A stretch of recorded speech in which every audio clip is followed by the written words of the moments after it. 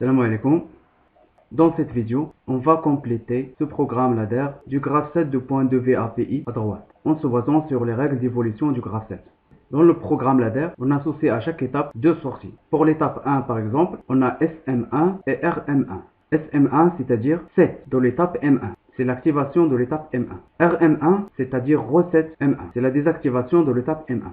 M1 c'est l'étape initiale, et si nous avons les étapes M2, M3, M4 et la réceptivité T1. L'étape initiale est active lors de la mise sous tension du système, c'est-à-dire au début, lorsque toutes les autres étapes sont désactivées. Et M2, M3 et M4 qui sont désactivées dans la situation initiale. Il a qu'à nous les trois étapes désactivées, c'est ce qui permet d'activer l'étape initiale, c'est-à-dire set M1. C'est pourquoi nous avons ici M2, M3, M4 en parallèle et avec le symbole bar. Le principe du programme ladder, c'est le même que le schéma électrique. C'est-à-dire M2, M3, M4 ils sont en série, M4 et T1 ils sont en série aussi. Et ces deux lignes sont en parallèle. L'activation de l'étape M1 va se faire par cette ligne, M2 bar fois M3 bar fois M4 bar, ou bien par cette ligne, M4 fois T1. Pour la première ligne, il a qu'à toutes les étapes désactivées, Khassat activa l'étape 1. C'est l'explication de la ligne. M2 bar fois M3 bar fois M4 bar va activer l'étape 1. Ou M4 fois T1. C'est les deux conditions de la règle numéro 2 d'évolution du graphe 7. Nous cherchons au niveau du graphe 7. Pour que la transition T1 soit franchissable, l'étape précédente doit être active, c'est-à-dire M4 égale à 1.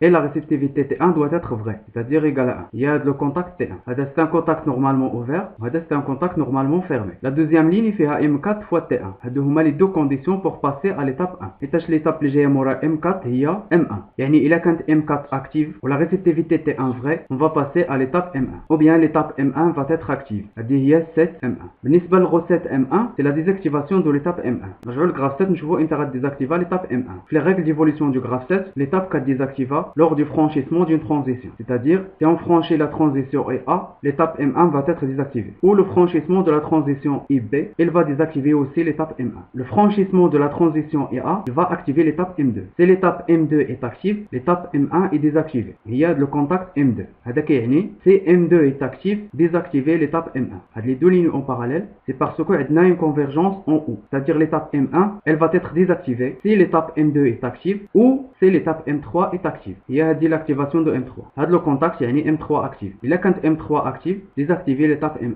On va faire la même chose pour toutes les étapes. C'est-à-dire, quelles sont les conditions de l'activation de l'étape et quelles sont les conditions de désactivation de l'étape. Alors, voilà le programme là. Nous allons voir quelles sont les conditions de l'activation et de désactivation de l'étape M2. L'activation de l'étape M2, set M2, l'étape M2 est activée si la transition A est franchissable. On va utiliser la règle numéro 2. La transition A est franchissable si la réceptivité est vraie, A, et si l'étape précédente est active, c'est-à-dire M1 égale 1. Nous avons deux conditions. M1 et A. On va représenter ces deux conditions.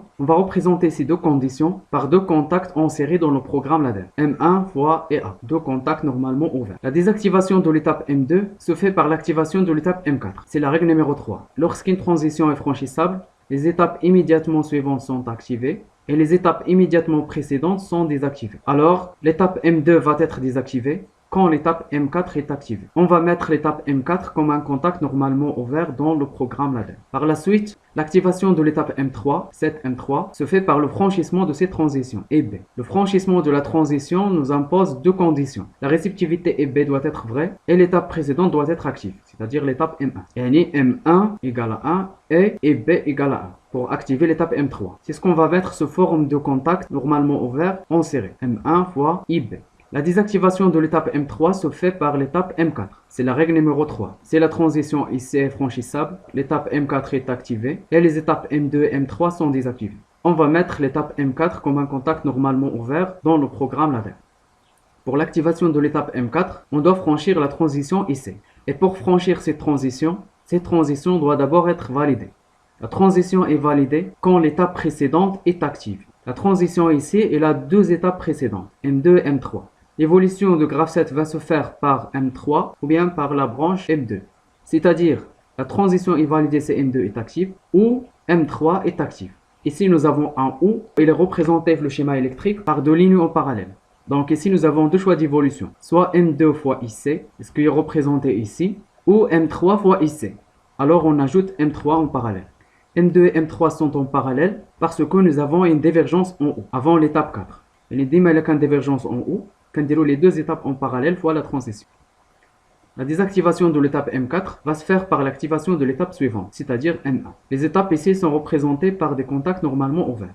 Le principe ديال le programme ladder, l'activation de l'étape précédente fois la transition, ou la désactivation de l'étape suivante. كنشوفوا مثلا M4 اشنا هي l'étape اللي تابعها. هذيك l'étape هي اللي غاديزاكتيفي M4. Saline les conditions de l'activation et de désactivation de toutes les étapes, on va passer aux actions. Nous avons trois actions, Q1, Q2, TT1, qui sont représentées dans le programme ladder ici. Attends comme l'exemple de l'action TT1, nous la réponse de Q1 ou Q2. إمتى غتكون TT1 actif et quand l'étape M4 active. C'est le principe des actions. L'action est active lorsque l'étape associée est active. Et quand M2 active, Q1 active. Et quand M3 active, Q2 active. L'action est active lorsque l'étape associée est active. كنتمنى تكونوا فهمتوا هذا البروغرام. إلا عندكم des remarques خليهم في الكومنتات.